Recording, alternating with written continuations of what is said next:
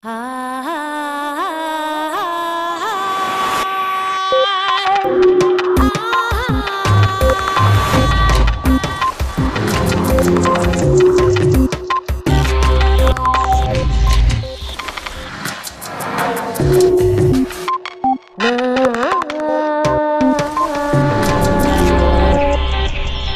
cabe duda de que la realidad es distinta de cómo la vemos. Kia Nobre.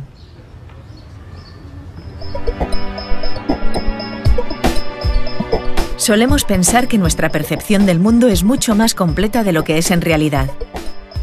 Sentimos que registramos lo que pasa en nuestro entorno al igual que una cámara de vídeo, pero lo que sucede es muy distinto. Eduard Punset viajó a Mallorca para entrevistar a algunos de los neurocientíficos más destacados del mundo, que se habían reunido en el 11º Congreso Internacional de Neurociencia Cognitiva. En este capítulo de Redes, Kia Nobre, neurocientífica de la Universidad de Oxford, nos explica algunos de los recursos que utiliza el cerebro para hacerse una idea de lo que sucede en su entorno.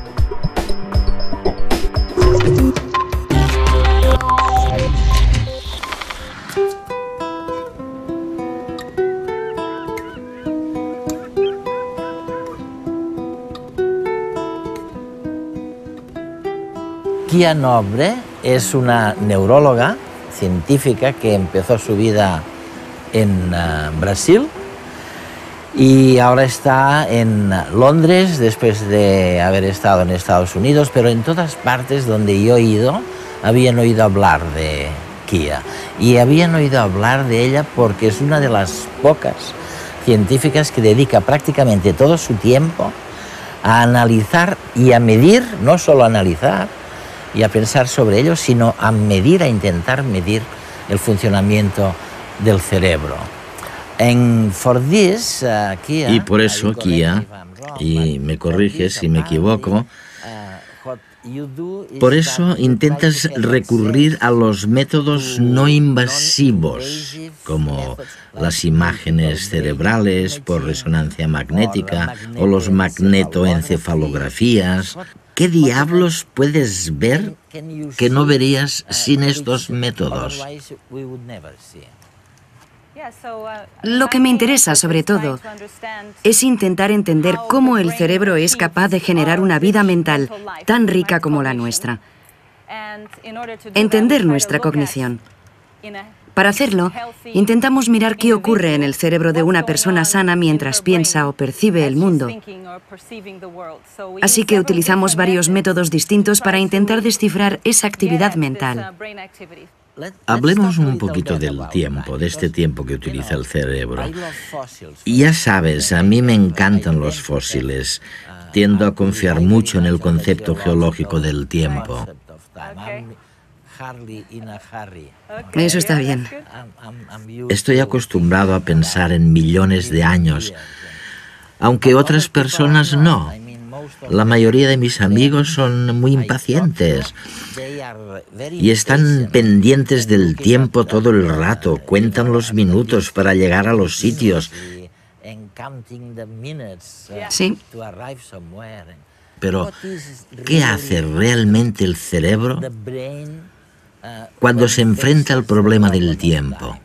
Quiero decir, ¿se trata de un concepto geológico? ¿Es instantáneo? ¿Es fugaz? Bueno, es un tema muy complicado. Obviamente, creo que el tiempo es un eje fundamental a la hora de organizar nuestras experiencias. Quizás como personas no podamos recurrir tanto a las eras geológicas. Sí. Pero sabemos muy poco sobre cómo está representado el tiempo en el cerebro.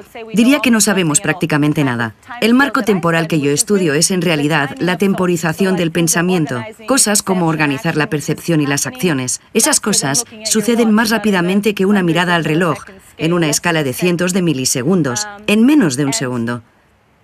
Ese campo de estudio en el que intentamos entender la temporización del pensamiento es muy prolífico en estos momentos. Pero no tenemos todavía una noción generalmente aceptada de cómo está representada dicha temporización en el cerebro.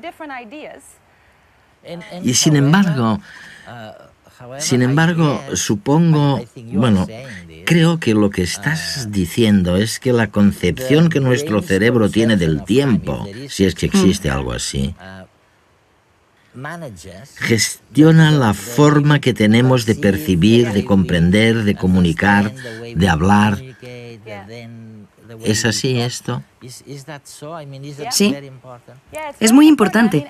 Como he comentado, creo que la concepción del tiempo es un eje fundamental a la hora de ayudarnos a organizar y ordenar nuestros pensamientos y nuestro comportamiento.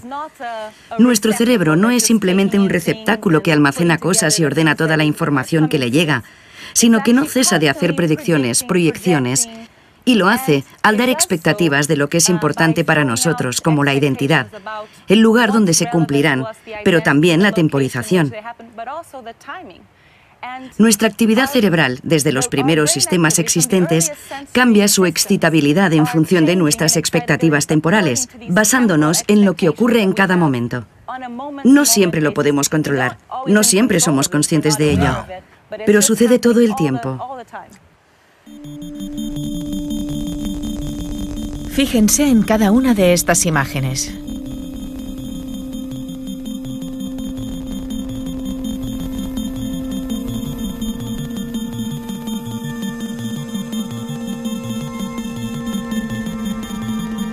¿Ha estado la imagen de la flor el mismo tiempo que las otras en pantalla? Veámoslo de nuevo.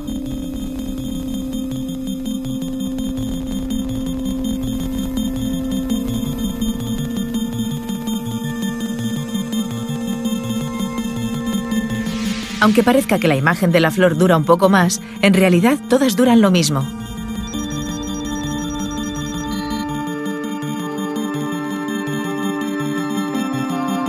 Al cerebro le gusta la variedad, y cuando hacemos que aparezca la imagen de la flor entre la monotonía de las tazas de café, el cerebro fija su atención sobre el objeto nuevo, haciendo que lo percibamos como si hubiera permanecido más tiempo en la pantalla, aunque no sea cierto. El ritmo de las cosas que suceden en su entorno permiten al cerebro valorar el paso del tiempo. Pero esta percepción no es inmutable. En nuestra mente, el tiempo puede parecernos más lento o más rápido según la cantidad de estímulos, lo novedosos que sean y la atención que les prestemos. Todo ello hace variar nuestro recuerdo sobre el paso del tiempo. Por ejemplo, cuando vivimos una situación peligrosa, el tiempo parece alargarse y tenemos esa sensación de que todo pasa frente a nosotros a cámara lenta. En esta situación, nuestro cerebro registra todos los nuevos sucesos que están teniendo lugar segundo a segundo. Y como registra más información de lo que sería habitual para ese tiempo dado, tenemos la sensación de que el tiempo se expande. La atención a ciertos detalles también explica que el cerebro tenga problemas a la hora de valorar el transcurso del tiempo durante periodos prolongados. Imaginemos a una persona viviendo en una cueva sin poder percibir la diferencia entre el día y la noche. En esta situación, el cerebro carece de estímulos y tiende a condensar el tiempo y a creer que ha estado menos días encerrado de los reales. Lo que los investigadores proponen es que cuando un suceso se repite, el cerebro invierte menos en inspeccionarlo y la repetición acostumbra a este, que da por sentado lo que va a ocurrir luego. Mientras que cuando algo nuevo acontece, el cerebro no tiene cómo predecir qué pasará y se disparan las señales de alarma para que se ponga en actividad y aprenda de la situación.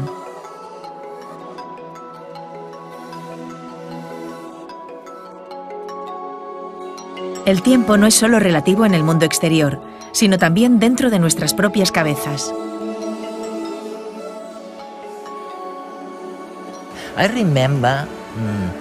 Una vez, mientras reflexionaba sobre la parte útil del tiempo, me acordé de Eagleman, con quien has trabajado, lo sé.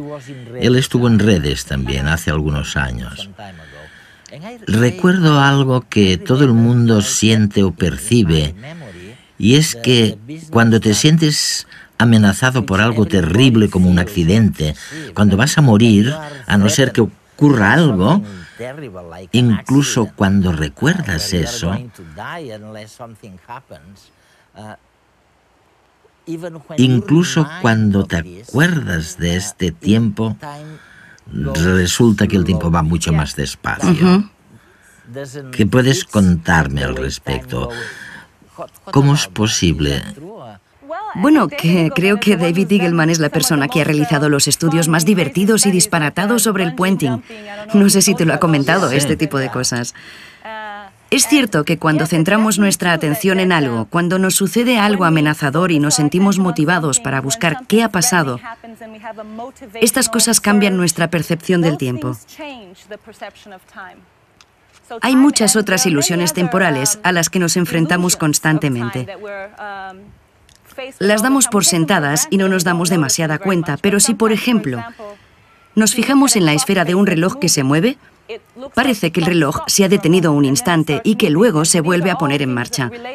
Está relacionado con el hecho de centrar la atención en el tiempo que se retrasa, en el tiempo que se ralentiza. Y hay muchos casos. Creemos que el tiempo es algo lineal y predecible, pero es algo que moldea nuestras experiencias y el estado en el que nos encontramos como organismos. Es fantástico porque lo que sugieres es que en verdad estamos haciendo predicciones todo el tiempo. Sí. Que el cerebro manifiesta sus propias ideas sobre lo que está ocurriendo fuera. Sí. Y al mismo tiempo, esta proyección se combina con elementos o con informaciones que el cerebro recibe desde el exterior. Sí, sí, así es. Así que todo es muy tenue, muy impreciso, ¿no? Bueno, depende de para qué creas que sirve la percepción. Si piensas en ello como en una forma de obtener una visión fotográfica o cinematográfica del mundo, entonces la verdad es que lo hace fatal. Creemos que tenemos una buena película, pero si la detenemos y ocultamos algunas partes de la escena y preguntamos ¿qué había aquí y allí?, la gente no tendrá ni idea. En general, como mucho, vemos dos cosas en un momento dado. Lo que sucede es que tenemos la sensación de verlo todo porque todas esas cosas son posibilidades, pero no están realmente codificadas. Ahora bien, si pensamos que la percepción existe para ayudarnos a hacer lo que tenemos que hacer, para sobrevivir en este mundo, entonces creo que de hecho es un muy buen sistema. Bueno, el tema es conciliar lo que tú estás diciendo con lo que yo preguntaba hace muchos años a mis amigos físicos, ¿no? Yo les decía, oye, vamos a ver, el mundo real, el mundo exterior, ¿es real? ¿Es tal y como lo vemos? O por el contrario, otras personas me dirían un poquito más lo que tú me estás diciendo. No es exactamente lo mismo porque la realidad es diferente, ¿no? Sí, no cabe duda de que la realidad es distinta de cómo la vemos. Cuando empecé en esta profesión era 100% materialista y de hecho sigo pensando que el cerebro nos dice muchas cosas sobre nuestro comportamiento. Pero cuando nos centramos en esa verdad final, es decir, ¿qué hay ahí fuera, en el mundo real? La pregunta es sesuda. He tenido la suerte de casarme con un filósofo. Por eso en casa me recuerdan constantemente, como decimos en Brasil, que el agujero es algo más profundo. Y ya sabes, las cosas son complicadas y al fin y al cabo puede ser que el mundo no sea nada como lo que percibimos conscientemente. Pero a pesar de todo, podemos estudiar la cognición y su interacción con el mundo, nuestras acciones y el navegar por nuestra existencia de forma casi perpendicular al misterio que esconde esa gran pregunta. O sea, diría que existe un mundo ahí fuera, pero no creo que pueda probártelo. Es fantástico lo que estamos sugiriendo, porque en realidad estamos intentando contestar la vieja pregunta de saber si el mundo que vemos es el mundo que existe, tal y cual, ¿no?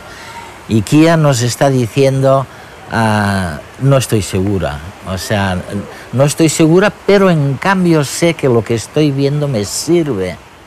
Me sirve para mi propia vida.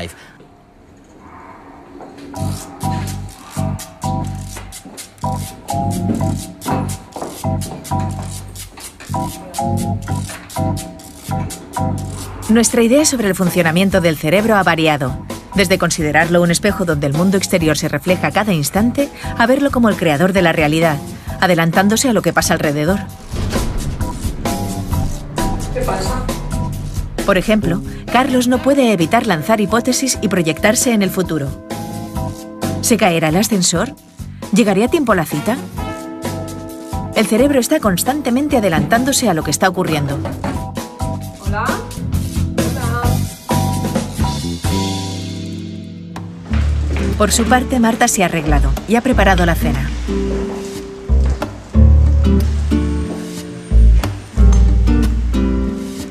Todo está listo, pero Carlos tarda y ella se impacienta. Antes de que llegue Carlos, el cerebro de su chica ha tenido tiempo de pensar en las más remotas posibilidades. ¿Habrá tenido un accidente? ¿Se retrasa demasiado? ¿O no? ¿Lo mismo está con otra? No sé. Prefiero no pensarlo.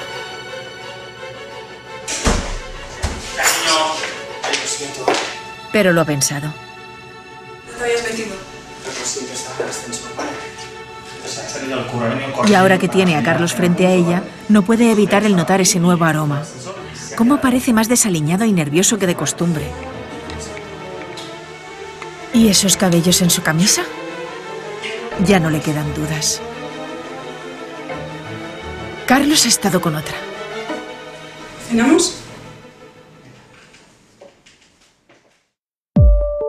Nuestra atención es selectiva y amplifica o filtra la información que le llega del mundo exterior conforme a nuestros propios propósitos y deseos, creando hipótesis del mundo que, junto a las memorias que retenemos en nuestro interior, guían y manipulan la información sensorial para crear nuestra realidad particular. La percepción de la realidad es una construcción de la mente. La eterna pregunta sigue aún sin respuesta.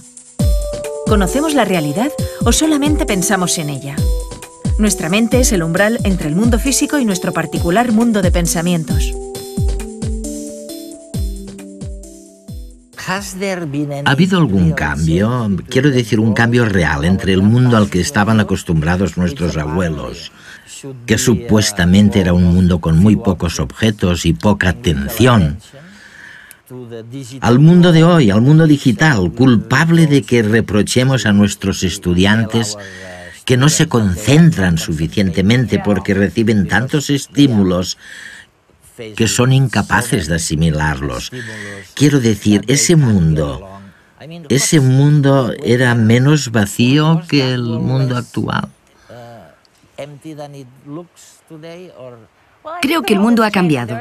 Hay algunos estudios de colegas míos de distintos países que ponen de manifiesto que aun cuando el mundo es un lugar cada vez más ajetreado y caótico, los niños, al jugar a los videojuegos y consolas, también se concentran mejor. Así que no creo que debamos disculparlos diciendo, es que mis estudiantes, los jóvenes, reciben demasiada información, porque pienso que la formación que reciben les proporciona mejores herramientas para gestionarla. Recuerdo siempre la camiseta de un pedagogo amigo americano que decía, decía, mamá, no es que tenga un déficit de atención, es que no me interesa. Sí, exactamente. Creo que tiene mucho que ver con eso. No me interesa lo que estás diciendo.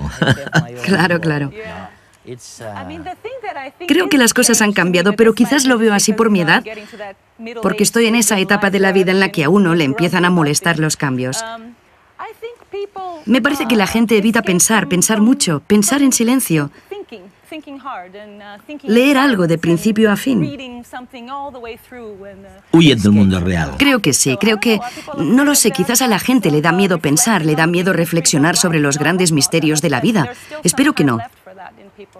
Bueno, los amigos de tu marido, los filósofos, la gente del mundo educativo, hablan justamente del éxodo de la realidad. Sí. Dicen que la gente se aleja de la realidad porque lo cierto es que resulta muy aburrida. Me temo que se trata más de un éxodo de la mente que de una huida de la realidad. No me preocupa demasiado la realidad en ese sentido. Pienso que la gente debería volver a prestar atención a su mente y quizás a otras partes también. ¿Cómo se puede vivir sin reflexionar sobre esos grandes misterios de nuestro tiempo? No entiendo cómo a la gente ya no le interesan esas cosas. Yo no pude estar ni un día sin pensar cosas como, ¿por qué pienso? ¿Por qué? ¿Qué estoy viviendo? ¿Por qué me siento así? ¿Cómo empezó el universo? Son preguntas divertidas. No sabemos qué nos va a ocurrir, así que quizás vale la pena maravillarse ante esos increíbles misterios, ¿no? Siempre he pensado que infravaloramos el grado en el que las emociones o el impacto de una situación especial pueden influir en el tiempo e influir en la memoria a largo plazo. Quiero decir, ¿solo guardas en la memoria aquello que fue importante, destacable, algo importante? O destacable, memorable. Es cierto, es la otra cara. Igual que decíamos que la percepción no es una película, tampoco la memoria es un archivo cinematográfico. Quiero decir que la memoria es un conjunto de cosas que tú elegiste del entorno porque en su día te resultaron interesantes o útiles. Nuestra experiencia es ese círculo entre percepción, acción, memoria, guiar la percepción, realizar una acción y guardar un recuerdo. Es un círculo de influencias mutuas y los recuerdos cambian constantemente nuestra forma de percibir el mundo. Después, solo elegimos aquella parte del mundo que nos resulta relevante, la conservamos en la memoria y esto cambia nuestra forma de percibir el mundo y se supone que se repite en este, esperemos, círculo virtuoso y no vicioso. ¿Y qué es lo que nos lleva a elegir un recuerdo en particular y no otro? ¿Cómo funciona? ¿Cuál es el papel? Creo que tú lo llamas atención selectiva. Sí. Creo que es una interacción entre varios aspectos. Posiblemente uno tenga que ver con nuestro aprendizaje. Por un lado, cuando estamos en una situación en la que nos hemos planteado un objetivo o una tarea, nuestro cerebro prepara todo lo que es relevante para el desempeño de dicha tarea. De modo que ahí fuera aparecerá todo lo que tenga que ver con esta y tendrá ventaja. Llamamos a esto enfoque de arriba abajo, es decir, nuestra voluntad se proyecta sobre la tarea y sobre nuestra percepción. Por otro lado, es obvio que la evolución también es otro largo proceso de aprendizaje que llevamos codificado. La sensibilidad ante cosas que potencialmente pueden resultarnos relevantes. Señales que hay ahí fuera, por ejemplo, cualquier cosa muy ruidosa, brillante, que se mueva deprisa hacia nosotros. Todo eso lo procesamos inmediatamente. Así que es una interacción entre lo que queremos y aquello a lo que tenemos que reaccionar por nuestra propia evolución, tal y como está codificado en nuestro sistema perceptivo.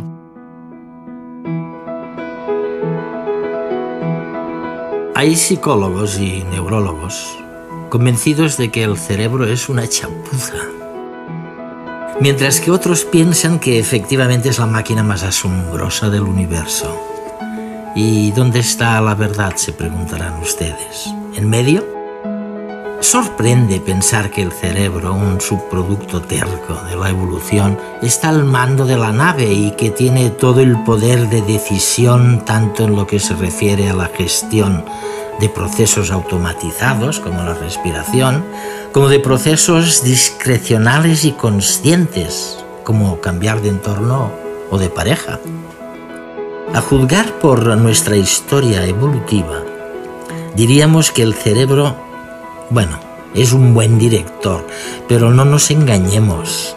Estamos demasiado convencidos de que la percepción que tenemos del mundo exterior es siempre la correcta. Creemos a pies juntillas en lo que estamos viendo.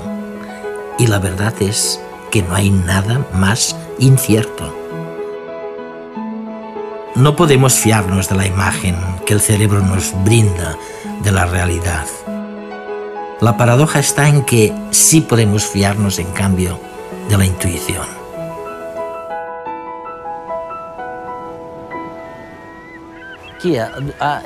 Cuando mis amigos me preguntan algo preocupados, si tienen que confiar en su intuición o si por el contrario tienen que analizar cada situación antes de tomar una decisión, tiendo a decirles que se olviden de la razón y que se dejen llevar por la intuición, porque la intuición es una fuente de conocimiento Creo que sí, no te voy a contestar con una respuesta contrastada, pero pienso que nuestra intuición es el resultado del largo proceso de aprendizaje de nuestra adaptación. Y probablemente sea más útil que el pensamiento formal. Pero por supuesto creo que en algunos casos el pensamiento formal también ayuda. En algunas situaciones, por ejemplo, si te preocupa tener que resolver un examen de lógica, seguramente tendrás que aplicar un pensamiento racional. No obstante, creo que en la mayoría de los casos estamos inconscientemente muy bien preparados para enfrentarnos y reaccionar ante las distintas opciones y oportunidades, porque tenemos un conjunto de recuerdos que nos permiten optimizar nuestro comportamiento en cada momento. La verdad es que no sabíamos nada sobre el cerebro hasta hace muy poco, hasta hace muy pocos años. Y ahora de repente tenemos la sensación de que estamos descubriendo un mundo nuevo, ¿sabes? De que estamos recibiendo algunas pistas que quizás nos digan por qué somos como somos. ¿Es así como lo ves? Sí, creo que es un auténtico privilegio vivir en una época en la que las tecnologías nos permiten analizar esos principios, desde el cerebro hasta el comportamiento. No creo que sepamos tanto como a veces nos quieren hacer creer en los medios de comunicación o los periódicos. A veces pensamos, aquí está el centro del cerebro o allí. Algunos, como yo misma, pensamos que el cerebro no funciona así en absoluto, sino que creemos que el sistema es mucho más dinámico, por lo que creo que todavía tenemos mucho que aprender. Lo que sí es cierto es que ahora disponemos de algunas herramientas que nos permiten adentrarnos en el cerebro humano sin tener que recurrir a personas que enferman o sufren un ictus. Por eso creo que estamos viviendo un tiempo con muchas posibilidades. Pero espero que nos ayude a plantear más preguntas en lugar de darnos soluciones fáciles, porque sería muy aburrido.